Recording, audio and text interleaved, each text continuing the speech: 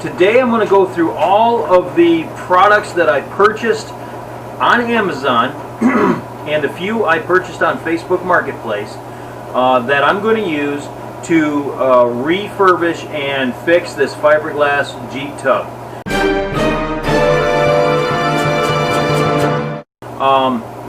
This is a CJ5 fiberglass Jeep tub. I also have the one-piece front clip right in front of it.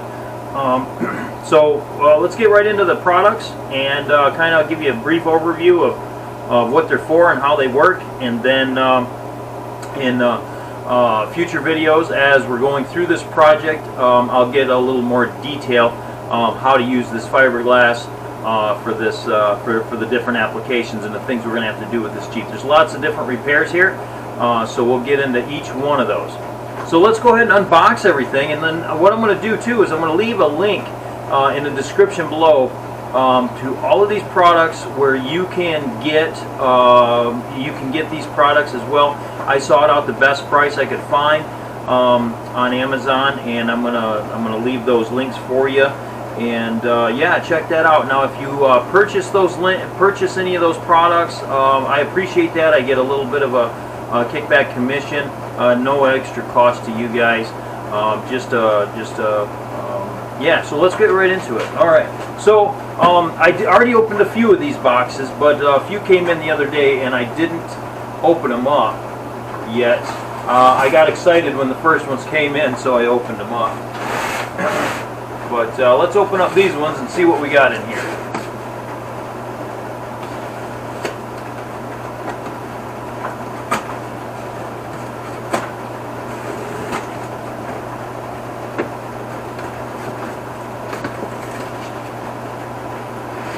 Okay, first product, polyester resin.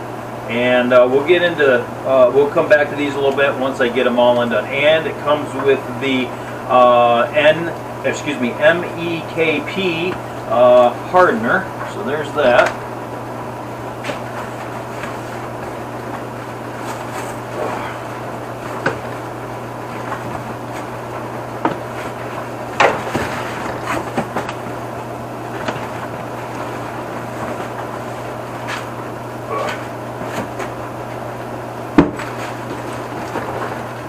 This is a fiberglass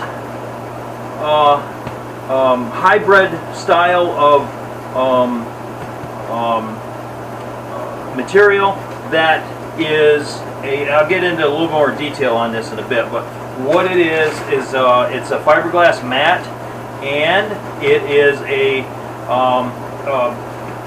woven fabric all-in-one. This doesn't have any, this can be used with either the polyester resin, or it can also be used with epoxy resin, and I'm going to have to be using epoxy resin on the majority of this repair, so you'll see where this comes into play.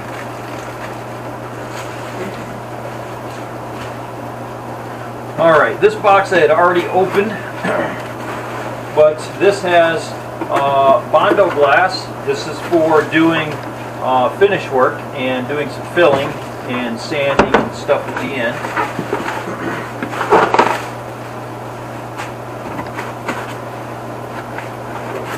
And then we've got, I didn't open this box yet.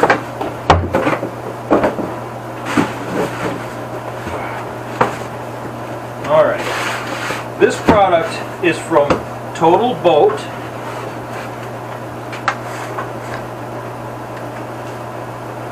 Where's my knife? There it is. This is a TotalBoat product.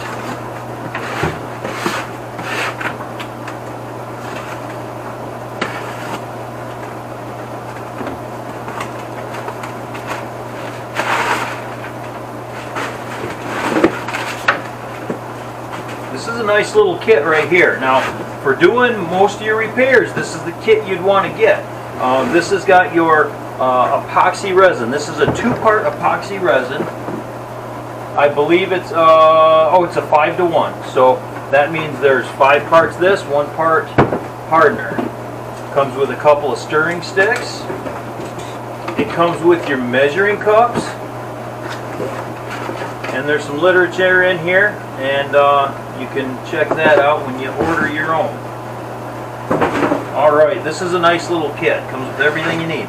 That along with that, that's called 1708, that other fiberglass material I showed you just a little bit ago.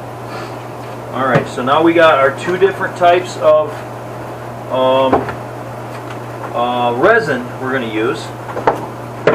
And then let's go ahead and open up this box.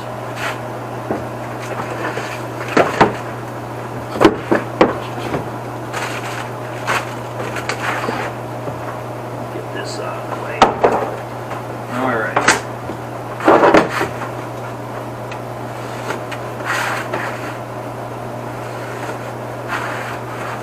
This is from the Fiberglass Supply Depot.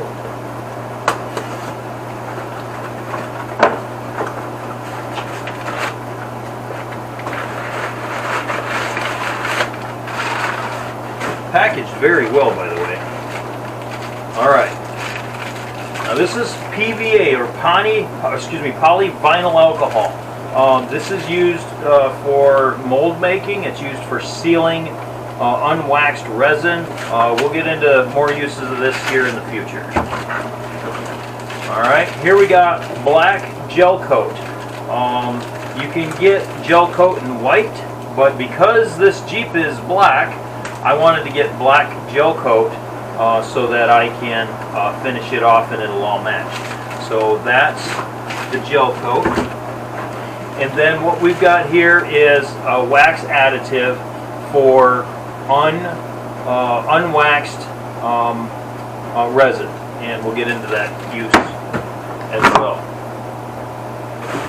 Alright, now let's get into, I'm going to get into those here in a little bit. Let's see, what do we got in here? This I already opened a while back. This is just popsicle sticks used for stirring, spreading, things like that. Got a whole bunch of those. Let's see what we got in this bag here. I did open up some of these already. Okay, these are all the tools, the rollers you're going to need. Inside corner roller. You've got I think this is a 5-inch roller for rolling out your air bubbles. And then there's a couple of different sizes. So you would use that to roll out all the air bubbles, because air bubbles in your fiberglass is not good. So there's all the tools we're going to need.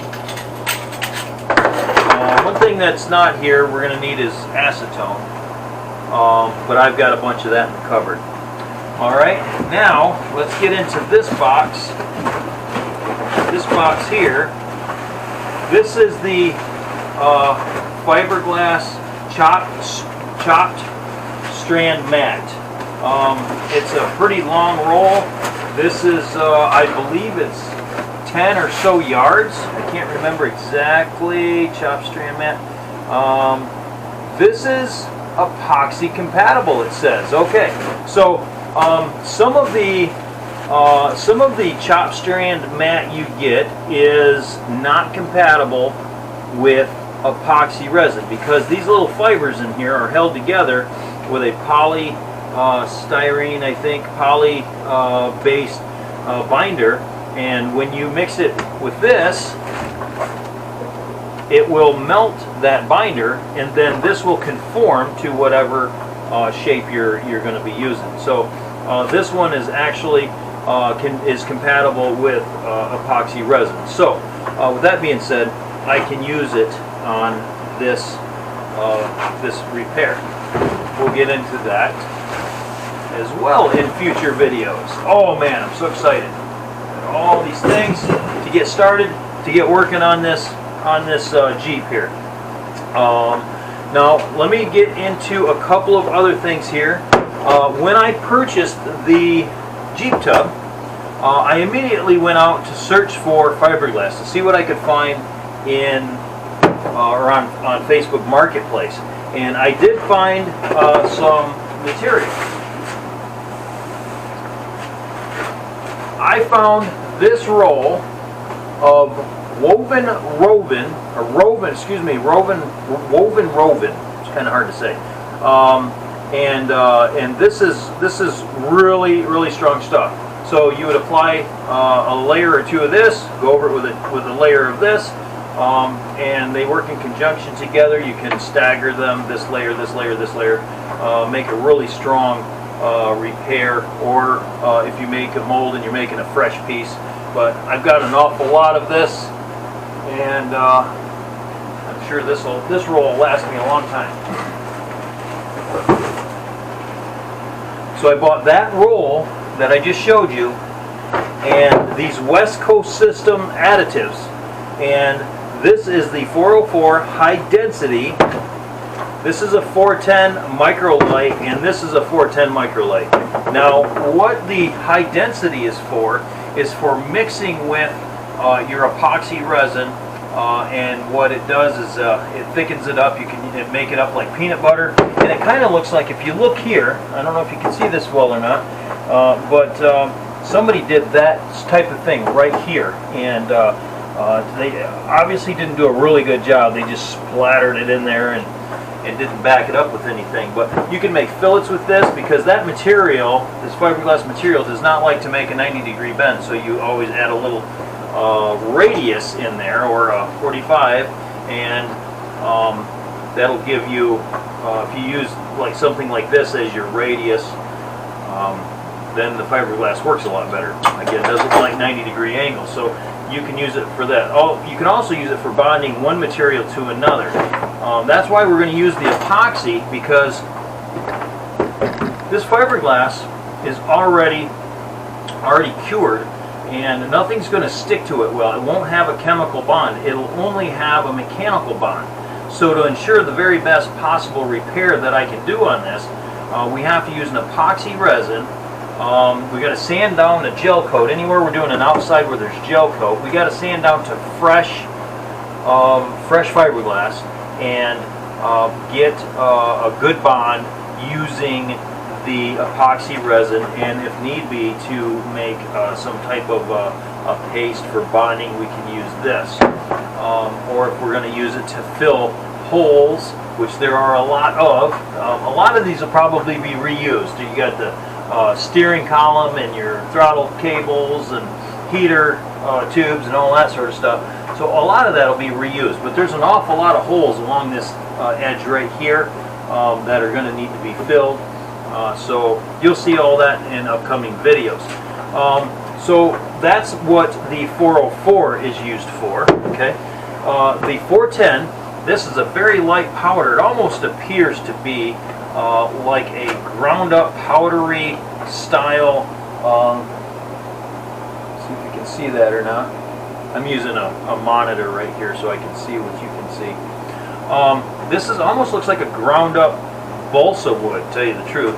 So what this is used for is called fairing, or otherwise it would be used for top coat and sanding. So you would mix up this material to a, depending on what you're looking for, like a maple syrup, maybe a pancake batter, a mayonnaise, or a peanut butter style consistency, depending on what you're trying to achieve. And then this makes your fiberglass resin really easy to sand and easy to feather out, so you can get a nice good finish on it. You use that in conjunction with this as well. That's what I plan on doing, mixing a little bit of that with this, thinning this out, and then that will, or making it thicker, but it'll make it a lot easier to sand. So, so we've got all of our products, we've got all of our tools purchased that we need specifically for fiberglass work. Some of the tools that I already had that we're going to use for this is things like a cut-off wheel. These are all pneumatic. We're going to use a little grinder with roll locks, and I've got a whole container here full. We got flat discs, and we got scuffing pads, and grinding discs, and we got ID grinding discs for this one. So we'll use the roll lock and flat discs to do a lot of our prep work around where our repairs are going to be. I also got this belt sander. This is nice for getting in tight areas. And then if we need to hog anything out, we've got this guy as well. This is just going to use for hogging out a lot of material real quick. I'm going to use a couple other tools as well.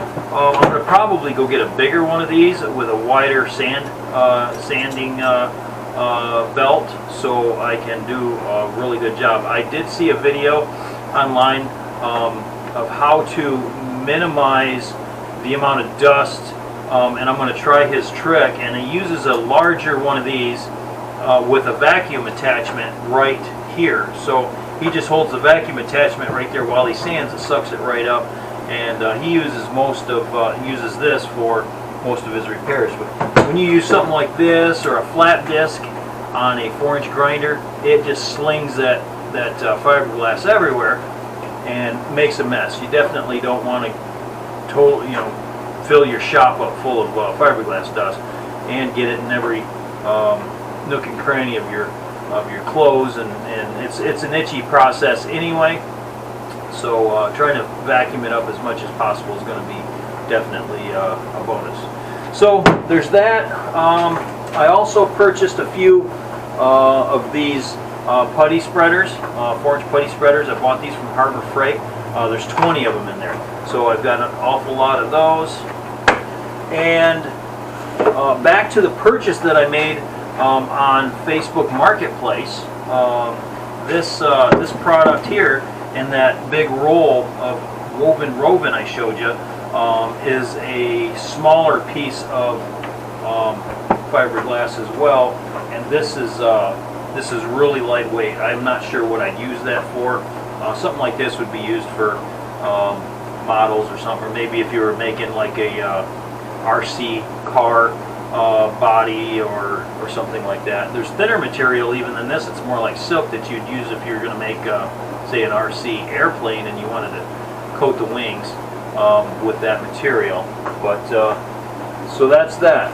Alright, well, what I'm going to do is I'm going to start getting all set up, and in the next video I'm going to show you how all of this stuff works, and we'll go through everything. And again, don't forget that all the links or all the products that you see here that I just showed you, I'm going to have links below. Even if I can find links for these guys, the West system, I'll put that on there. But the woven Rovin, I'll put a link for that. The only thing I didn't buy on Amazon was this West Coast system and that one roll of woven Rovin and this little roll of finer fiberglass. The rest of it, you're going to have a direct link for that, so check those links out, and thanks a lot for watching. We'll see you on the next video. Get started on this Jeep.